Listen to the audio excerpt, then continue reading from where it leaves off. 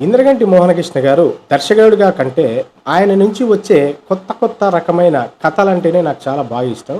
కానీ ఈసారి 'సారంగపాణి జాతకం' అనే సినిమా విషయంలో మాత్రం ఇది కొంచెం తగ్గినట్టుగానే నాకు అనిపించింది. 'సారంగపాణి జాతకం' అనే సినిమా చాలా మంచి కాన్సెప్ట్ తీసుకున్నారు.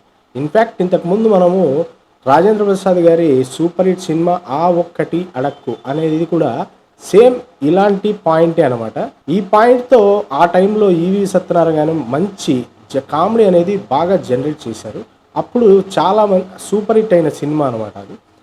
కానీ 'సారంగపాణి జాతకం' విషయంకొస్తే మాత్రం హీరో చేసే చిన్న చిన్న ఒక చిన్న లాజిక్ లేని విషయాన్ని పట్టుకొని అతను తీసుకునే డెసిషన్స్, అతను చేసే పనుల వల్ల మనకు ఆ హీరో క్యారెక్టర్ పైన ఇంపాక్ట్ అనేది తగ్గిపోయింది.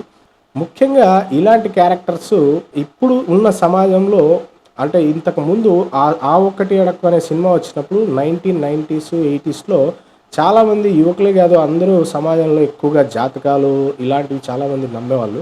కానీ ఇప్పుడు కూడా నమ్ముతున్నారు కానీ అంత కంపేర్ చేస్తే 90s, 80sలో ఉన్నంత దృఢంగా ఇప్పుడైతే ఎవరు జాతకాల మీద కాన్సన్ట్రేషన్ చేసి జాతకాలను నమ్ముకొని ఉండే విధంగా ఎవరు లేరని నేను అనుకుంటాను.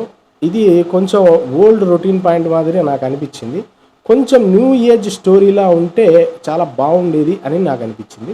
కామెడీ విషయానికి వస్తే అక్కడక్కడ వెన్నెల కిషోర్ మాత్రం కొన్ని చోట్ల కొంచెం నవ్వు తెప్పించి అక్కడక్కడ మనల్ని ఎంటర్టైన్మెంట్ చేస్తాడు. పాటలు 2 పాటలు కూడా వివేక్ సాగర్ చాలా మంచి సంగీతం అందించాడు. చాలా వినసొంపుగా ఉంటాయి. ఫస్ట్ పాట మాత్రం మనకు చూడడానికి పిక్చరైజేషన్ కూడా చాలా మోహనకృష్ణ ఇంద్రగంటి గారి స్టైల్లోనే ఉంటుంది ఆ పిక్చరైజేషన్. ఈసారి ఇంకొక మంచి కథతో మంచి సినిమాతో ఇంద్రగంటి మోహనకృష్ణ గారు రావాలని మనస్ఫూర్తి కోరుకుంటున్నాను. ఎందుకంటే నేను 'అమీ తుమి' సినిమాని థియేటర్లో చూసినప్పుడు మాత్రం ఎంత పగలబడి నవ్వానో నేనే ఒక 10 మందిని తీసుకెళ్ళాను అనమాట సినిమాకి. అష్టాచమ్మ మహేష్ బాబు అనే పాయింట్ మీద సినిమా స్టోరీ రాశారా అని నేను చాలా ఎగ్జైట్ అయ్యి ఆ సినిమాకి వెళ్ళడం జరిగింది. అష్టాచమ్మ సినిమా నాకు అప్పటి నుంచి కూడా ఆయన అంటే కూడా చాలా గౌరవము, చాలా ఇష్టం. ఆయన రైటింగ్ అంటే కూడా ఎక్స్పెషల్లీ.